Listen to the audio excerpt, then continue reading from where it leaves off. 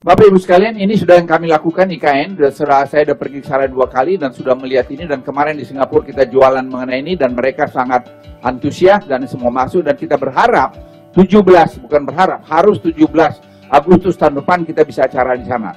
Tapi kualitas pekerjaan itu menjadi kunci. Oleh karena itu saya sudah lapor Pak Presiden. Pengawas itu kita terpaksa dengan segala hormat kita pakai bule-bule untuk menjadi kualitas. Jadi jangan nanti istana presiden itu jadi tapi kualitasnya tidak bagus.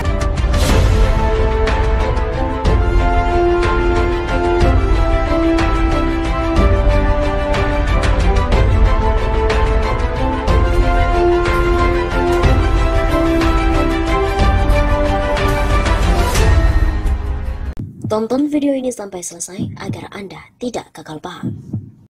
Menko Marves Luhut Binsar Panjaitan mengungkapkan alasannya mempekerjakan tenaga kerja asing di IKN Nusantara. Hal itu berkaitan dengan kualitas yang dimiliki pekerja dalam negeri.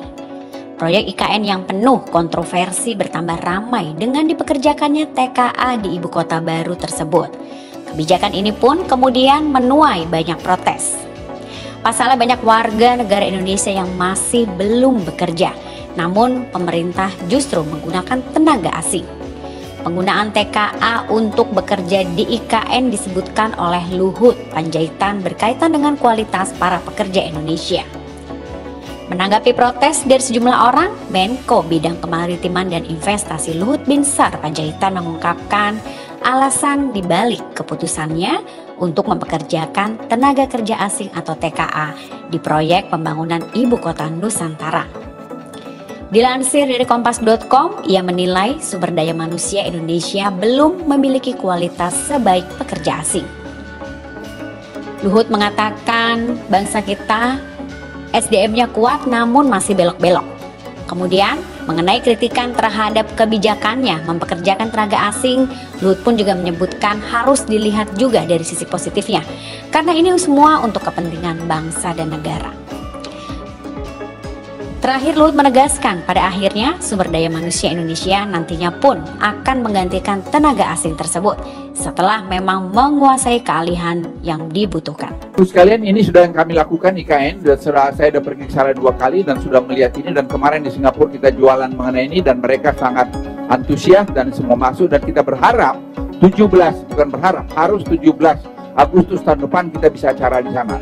Tapi kualitas pekerjaan itu menjadi kunci. Oleh karena itu saya lapor Pak Presiden, pengawas itu kita terpaksa dengan segala hormat kita pakai bule-bule untuk menjadi kualitas.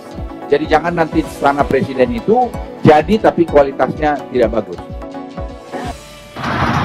Oke, saudara-saudara, mari kita tunjukkan Cina Kopla yang datang dari negerinya untuk menghancurkan pasaran militer Indonesia. Coba tengok hasilnya. Ini namanya tai apa nama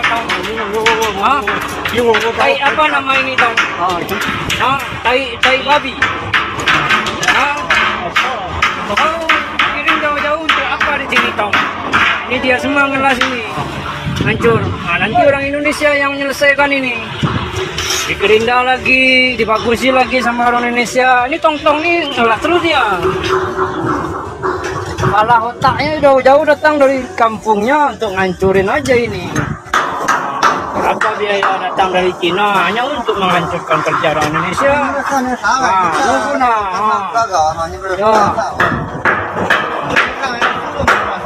Ya, marahi aja.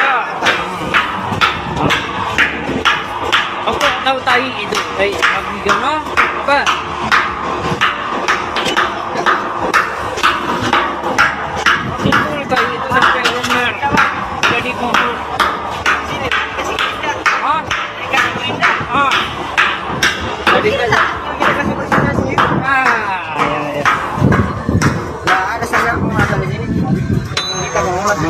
Selengket saja kalau tai ini. Kau dapat tai dari mana ini? Tai burung. Marah kawan-kawanku nanti, boy, cong. Kau udah bisa ngelas, bilang Binda bisa ngelas, cong. Nah, kawannya ini 422 4 mili.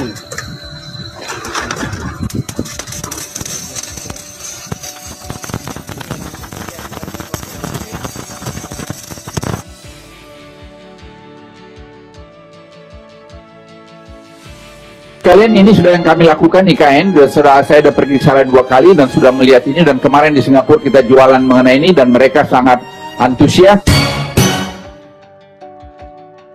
Tapi kualitas pekerjaan itu menjadi kunci.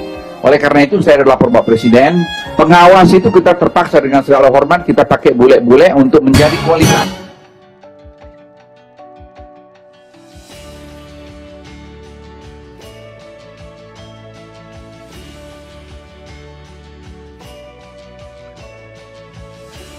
Pak Ketua Majelis Suro yang saya hormati, di ujung utara Jakarta ada sebuah stadion yang terbangun, namanya Jakarta International Stadium. Stadion itu memecahkan rekor dunia karena infrastruktur yang dibangun adalah salah satu infrastruktur paling rumit yang pernah dikerjakan, di mana harus mengangkat sebuah atap yang beratnya 36.000 ton, sama seperti ngangkat 24.000 mobil bersamaan. Dikerjakan dengan kompleksitas yang sangat tinggi. Bahkan program National Geographic Megastructure menempatkan ini sebagai salah satu proyek yang patut untuk jadi pelajaran bagi seluruh dunia. Dan siapa yang membangun? Semua anak-anak yang dilahirkan oleh Ibu Indonesia, yang dididik di tanah Indonesia, yang bersekolah di Indonesia, tidak menggunakan tenaga dari luar, tenaga kita. Mereka sama hebatnya, dunia mempesona dengan hasil kerja anak-anak Indonesia.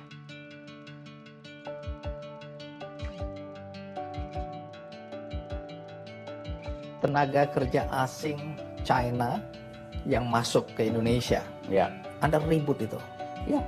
Kenapa Anda ribut? Itu prinsip nasional. Kalau ada investor asing, apa yang kita harap? Pertama, pajak. Kedua, tenaga kerja.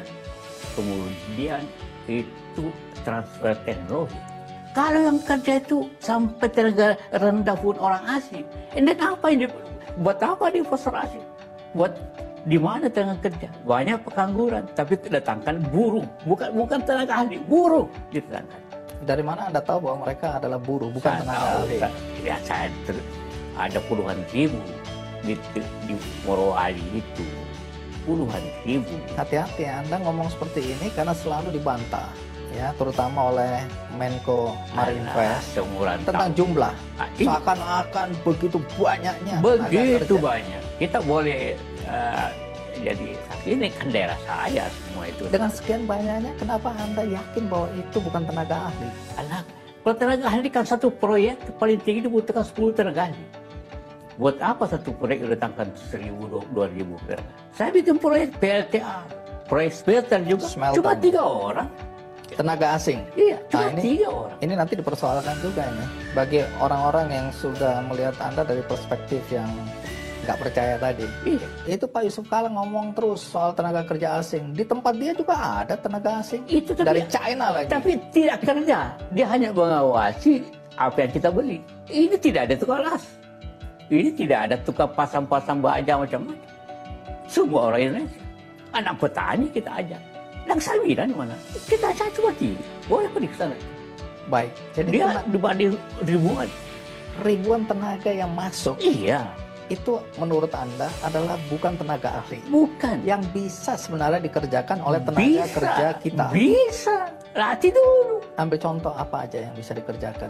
Yang menurut Anda harusnya bisa dikerjakan ya, oleh kita. Pasang-pasang juga macam dengan cat, macam-macam. Karena Anda juga mengerjakan proyek smelter, jadi Anda tahu. Tahu.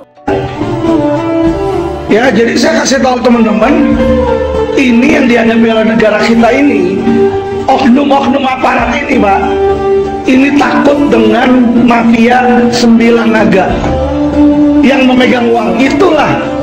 Jadi kalau dibilang Kapolri, ya saya nggak menyalahkan Kapolri. Kenapa? Kapolri itu kekuatannya terbatas. Saya kasih tahu beliau ada kasus silang emas, ya kan, bukti lengkap. Sampai sekarang nggak berani jadi tersangka, Pak. Yang lain dia selalu bilang, mana kalau dia nggak benar kasih tahu saya. Ini saya kasih tahu, diem dia. Kenapa? Ternyata ibu kota negara yang baru nanti yang bangun dari sinar emas. Jadi tahukah teman-teman saudara-saudara, angkal masalahnya. Jadi